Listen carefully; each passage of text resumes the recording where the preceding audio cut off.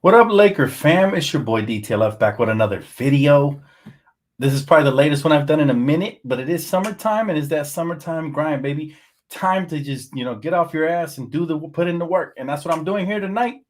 I was at the park and I was finishing a hooping session where I was getting dubs, three straight dubs in a row. I go to my car. I always leave my phone as an iPhone 14, so I leave my phone in the car. I'm not trying to get jacked. And then I just see it blowing up. Like everybody's hitting me up, text messages, tweets going off, DMs, everything. So I had to hit up my boy Chris so he could fill me in. Crazy trade, y'all. And you already know it's been a couple of hours. I'm late to this one because I stepped out for a bit, but crazy freaking trade. Three-way trade: Boston, Washington, Memphis. Boston receives Kristaps Porzingis, the 2023 and 2024 first-round picks. Washington receives Tyus Jones, and Memphis receives Marcus Smart. At least that's the base of the trade. Holy shit, man. I thought the Clippers were going to be involved, and for sure the Lakers had Chris Paul. Looks like things are going south all of a sudden. The Clippers pull out, and bam. Now we have a brand new trade on the horizon, and this one was nuts. I can't believe Boston traded Marcus Smart. I'm not going to lie to you guys. I did not see that coming.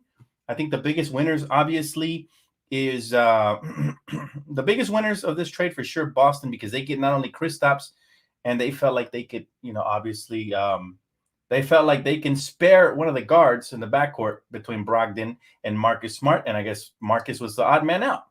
Problem is that they also got 2 first-round picks in that trade. That's why I'm really freaking annoyed. Is like, how does Boston make off like bandits? Not only do they get Kristaps, I understand it's a big contract. Now, Kristaps had till midnight to opt in to his contract. That was the deadline, or become an unrestricted free agent. And this thing went to the wire. This is why I thought, like, when they said, like, right before I left my house to the park, it said the deal had fallen apart. And I was like, oh, should I go back and make a video? But I was like, nah, if something happens, then I'll make a video. And sure enough, at the 12th minute, you know what I'm saying, they make a trade, man. Can't believe it. But yeah, here we are, ladies and gentlemen. And for sure, the biggest winners are obviously Boston, because they get Kristaps, another big. I told you guys the league was going to change to try to compete with Jokic. Now they got 2 bigs in the front line. They got Horford and they got Kristaps. Both can space the floor and both can rim protect a little bit. So they're definitely, the league is shifting in that manner. And earlier we heard a rumor that the Lakers might pursue Buddy Hield at draft night and Miles Turner, which I would love. We've been high on Miles Turner for a minute, so that is crazy. My man said, I can't believe Memphis traded Tyus Jones too. I know, bro, but they did get Marcus Smart, and now that backcourt is interesting. If they bring back Dylan Brooks, who's an overrated defender but still solid defensively, and then obviously Jaren Jackson Jr., Defensive Player of the Year. Their defense just spiked up with Marcus Smart. I did not expect to see Marcus getting flipped. I really thought it was going to be Brogdon, but I think, the Clippers backed out. They probably still want Chris Paul, right? And they probably got word somewhere that if they make this acquisition, Chris Paul wouldn't be interested in going there. I don't know. I don't know what happened there. Bottom line is this. I don't know what the hell Washington is doing. For reals, like, I do not know what Washington is doing. They're just offloading contracts for free, basically. Tyus Jones is what you get back in return.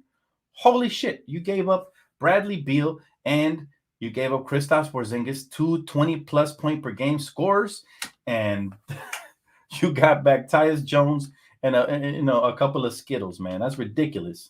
Holy shit. And by the way, Boston actually got more for Marcus Smart, way more for Marcus Smart than what Washington got for Bradley Beal. Like, that's just nuts. And I understand that he was under contract and he had the no trade clause and all of that, but it's just mind-blowing to see certain teams get away with murder. This is live, Rodell. I went to go hoop and I saw the breaking news, and the people wanted me on live. I got tons of DMs, and I said 24 likes and I go on live. I'll make the effort. So make sure you guys do hit the like button. Still got to hit the shower right after this video, yo. I just came back from the park, but yeah, this is definitely live, Art Factory. I know I usually don't go on this late, but you know what? If something breaks late, and especially if it pertains to the Lakers, I'm going to be doing it. This is my full-time gig, man, and I love it. Why are the Clippers looking for another guard? You know what, Tamika? they're not happy. They can say whatever they want. You know, it was all rainbows and sunshines when it came to Russell Westbrook, but at the end of the day, they know the truth. This is not somebody they can count on in the long run, especially if they make a deep postseason run. You know, even as dumb as that franchise has been, they're not that dumb, right? They got him as a rental because PG wanted him, and they were hoping PG could stay healthy. Didn't happen, so now they're doing whatever they want, and it's going to be one of those things where let's see what happens there too. My guy said it. My guy Jeff said PG trade next, maybe next. Yo, this new CBA got that people giving away on fire sale. You know, how about the Lakers? Can we get in on a fire sale deal? We got a couple of expiring contracts and shit. How about we get Miles Turner? That'd be nice, right? Why is Dan on right now? I know, bro. The people, listen, I'm the people champ for a reason. People say they wanted it. I said 24 likes. They gave me double. You know, they gave me 40 something. So yes, we're gonna be on live every time the people request it. Sounds like the Lakers are keeping their pick. You know what, Jay? I would not mind. I love the talent in this draft that they keep the pick. It's gonna be a blast. And by the way, we're gonna be here live. I invited my good friend Jeff and Dontario, and let's see if Mees can make it as well. Should be fun tomorrow at 5 p.m. Pacific time, I believe, is when the draft starts. Either that or 4:30, one of the two. Don't quote me on that, but I will be here live. Did you see Dallas pursuing Kuzma?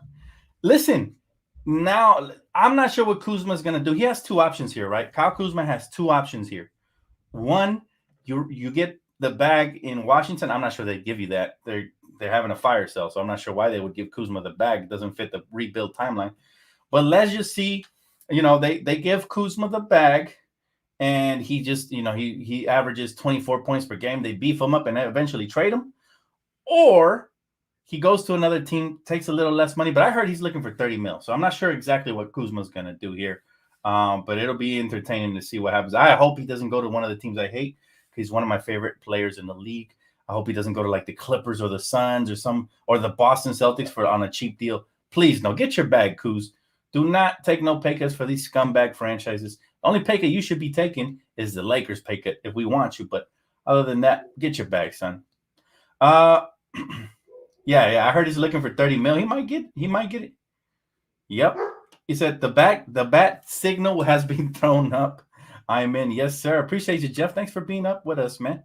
I saw you drop the video earlier. Everybody go check Jeff's video. I'm sure he had a great breakdown. I haven't checked it out yet, but I will. I'll get to it, sir. You said, can we get Kuzma? Honestly, I don't. Okay, we need a rim protecting big. Okay, that's what we need. You see what Boston is doing, right? They went on, they got Porzingis because he's a 7'2" unicorn. When he's healthy, he can score as well. And they want to pair him up with Horford in the front court. So that's the new blueprint if you want to compete for a title, especially if you're going to want to take out Denver. If they're in the way, you have to get a 2 big man lineup just to start. And then off the bench, you're going to need more depth. So it's one of those things where I'm like, I'd love to have Kuzma, but we got Rui. And we're going to pay Rui. Why pay two of the similar type players? You know, yeah, sure, you can slide one to the small forward, move LeBron to the point, Reeves to the 2, and now you got Rui and Kuzma starting alongside AD, but it doesn't solve our rim protection issues. You know what I mean? So I'm sure Kuz doesn't want to take a pay cut to come off the bench. So I just don't see that as a realistic option as much as I love Kuz. Again, Rui is younger, and it's probably going to be cheaper. So, yeah, that's the route we're going to take. Much as I love Kuz, and I'd love to see him back in purple and gold someday, 30's too much, and we're going to need that mid-level exception for a big, especially if we don't draft one. So, got you, Jeff. Can't wait to break everything down tomorrow with you, bro. I would like Brook Lopez, but I know that's not happening. It could happen. You see Chris Middleton just opted out of $40 million. Why he would do that? No clue, especially coming off of injuries. No clue why he did that. Like, I'm still puzzled by that. But, it's one of those things, man, where some of these decisions teams are making, maybe they want, maybe these players want a longer-term deal because of the injuries, right? But we're to TBD. All I know is that tomorrow there might be some early 4th of July fireworks. And Rob Pelinka continues to operate under the table. Nobody knows what the heck he's thinking or what he's cooking up. Jovan Bua is probably the closest as far as predicting that stuff. And so he says the Lakers might be interested in Miles Turner, Buddy Hield. I can see that happening. Again, Lakers have a couple of contracts. They have a draft pick at the 2029 one.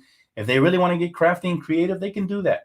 If they want to draft the pick, I'm all for it because there's a lot of good talent. We've been breaking it down for about a month and a half on this channel. So if you haven't seen those draft videos, Go check them out. They're all up on the channel. These are 5 underrated sleepers that I hope slip to the Lakers with the 17th pick. I also have one for the 47th pick. So again, those are sleeper picks, and I hope they can, the Lakers could snag one. There's also, I could have did a whole nother video on that because there's so many good draft prospects. We're going to break it all down for you tomorrow live. Also, if a trade happens live, me, Jeff, potentially Mies and Dontario, we're going to be breaking down for the first time. Usually I do the drafts alone, but these guys wanted to accompany me. So I'm very blessed to have them there tomorrow. And so I'll tell you, it's going to be one of those things where we're going to be reacting live for the first time with a full panel. So that should be fun on the channel. The trade happened, Aaron, but it wasn't with the Clippers involved. It was revised, and the trade that ended up happening involved Boston, Washington, and Memphis. And just for those of you that are just tapping in, Memphis ends up landing Marcus Smart in a twist.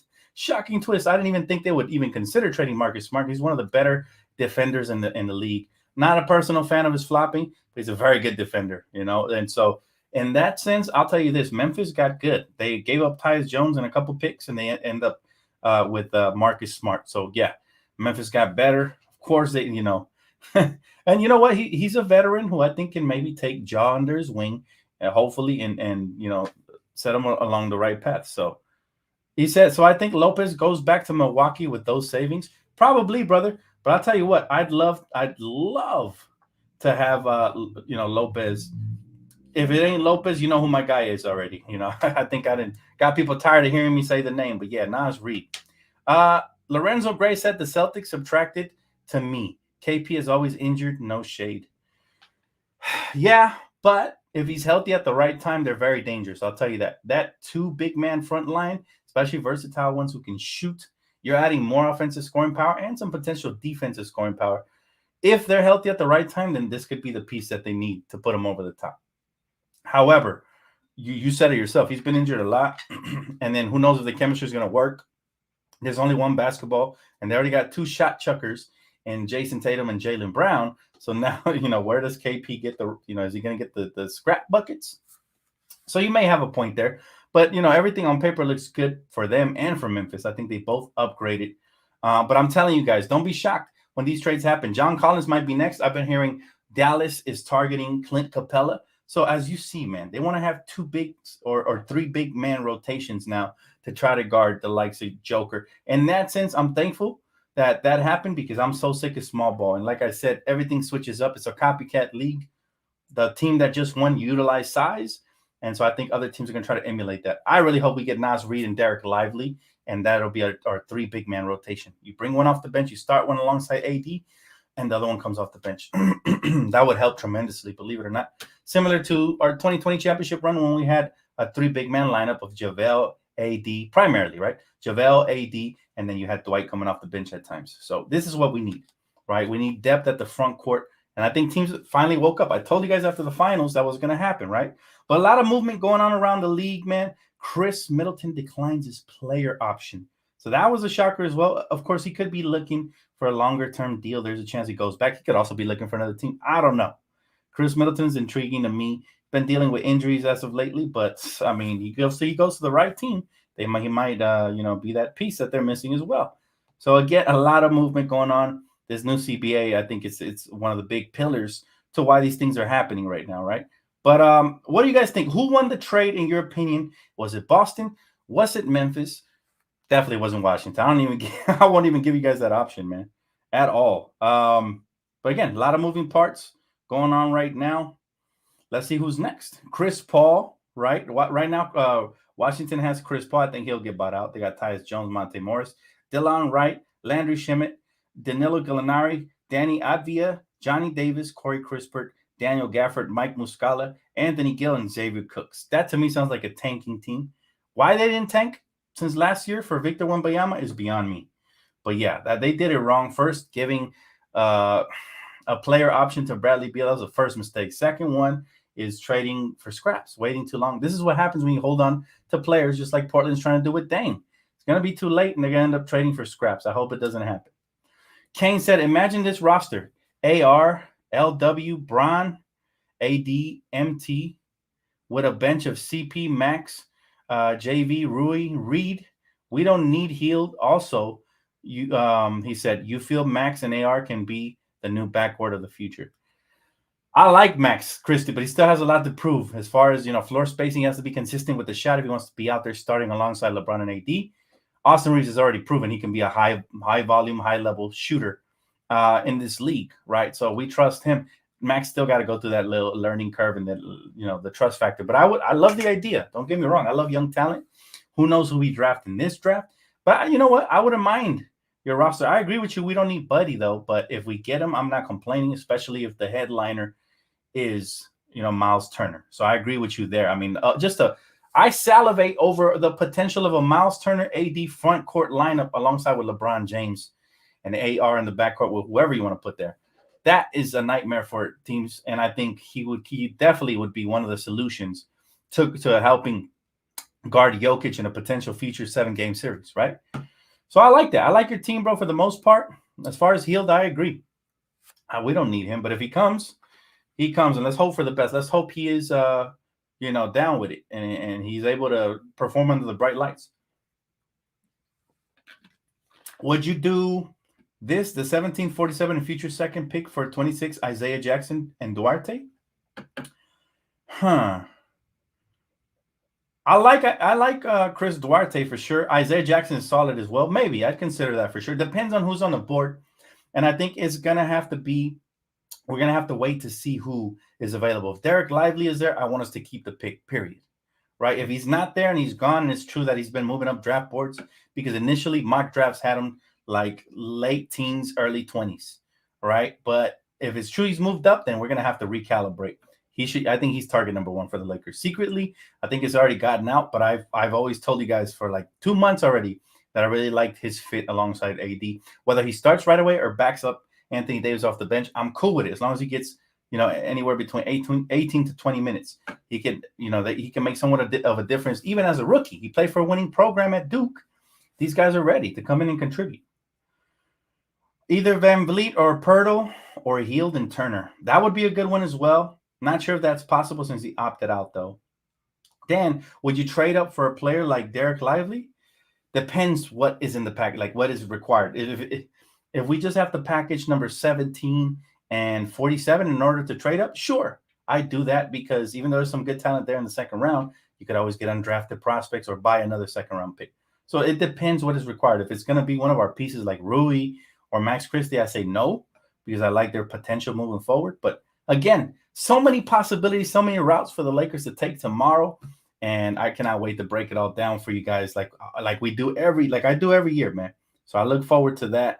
What are you guys looking forward to the most? Let me ask you guys this. I put up a poll, right, on Twitter, and I was like, would you guys want us to keep the pick, trade down and get multiple picks, or trade it for a veteran or a starting caliber player, right?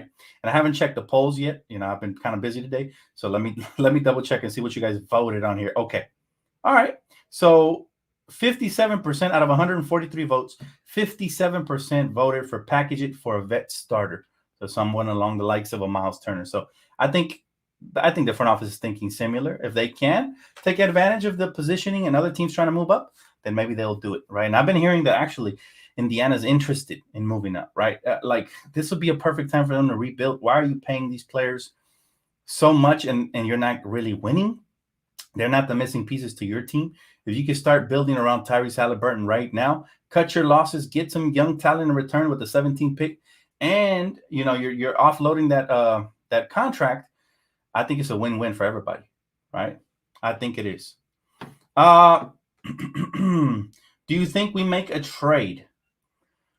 I think it's 50-50 right now. Again, for me personally, it depends on who's available at the draft. If the guy that the Lakers want isn't there, and I've heard plenty of names there. If one of the guys isn't there, then they might either trade down or trade away the pick for that veteran starting caliber player. Again, and it's a two-way. The Lakers have not been able to strike a solid deal with Indiana. We've been trying for years, but things can change. Again, this new CBA is around the corner and is going to put the scaring in teams, especially if you're a losing team like Indiana.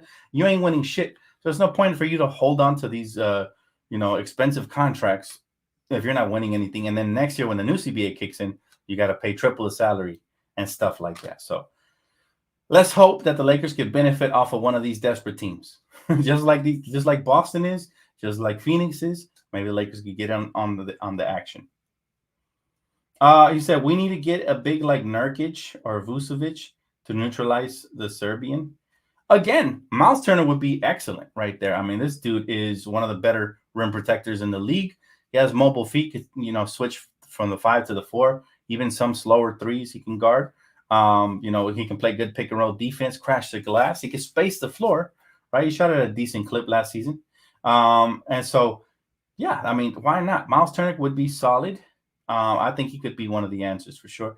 And of course, the Lakers could shore up their pieces in free agency, whatever's missing, especially if you give up anything in the trade. So maybe you're gonna have to replenish some of what you gave up. Let's see. He said, I like a lineup with Van Vliet, Reeves, LeBron, AD, and Pirtle. Van Vliet seems extremely out of reach right now because he's looking for 30 mil as well. And maybe there's a team that'll give it to him. Maybe there isn't. I do know he's a Clutch client, and Clutch gets his clients paid. Okay. So, again, there was a better chance, based off of what I'm hearing, there was a better chance of the Lakers getting Van Vliet had he opted into his contract. Now, you don't want to hard cap yourself. Listen, the CBA is very complicated, okay? But as far as from what I'm hearing, he might not be an option at this point. I can't wait to see what happens tomorrow. Tomorrow's going to be telling. The reason why you should be excited as a Laker fan for tomorrow is because a couple of things is going to happen. Either the Lakers are going to make a trade, and we're going to see the blueprint for what the team is going to be next season, even before free agency. That's always exciting. Or the Lakers are going to keep the pick, and it's sending a very strong message to AD and LeBron, like, we've given you enough help. We'll try our best in free agency. But for now, we're rolling with the youth movement. That's what revitalized us and got us to the Western Conference Finals, as well as LeBron's play and AD's defense. So even LeBron said he got re-energized by the trade. So remember, those were young guys. You got a 24-year-old Vando. You got a 27, 28-year-old D'Lo. We got younger. So drafting might not be the worst idea. And maybe LeBron will buy into it, especially if the Lakers do their due diligence. Rob Pelinka's not going to get swindled. Not anymore. The worst trade he ever had was the Russell Westbrook one. And I think he learned from it because he was very patient before this last trade, right? But anyways, guys, I just wanted to tap in with you guys tonight, man, and break down the Celtics, Wizards, and the Memphis Grizzlies trade.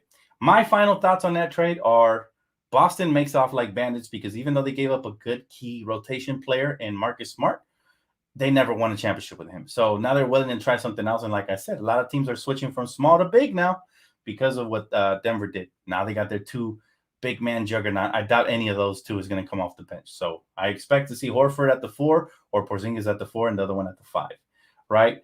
That's my take. To me, they're the biggest winners because not only that, they get 2 first-round picks, which makes trading away Marcus Smart worth it, especially since they still have Applehead and Brogdon there. So they got plenty of guard depth. Still, on top of that, the primary ball handlers, we all know, are Jason Tatum and Jaylen Brown. So there's only one basketball, right?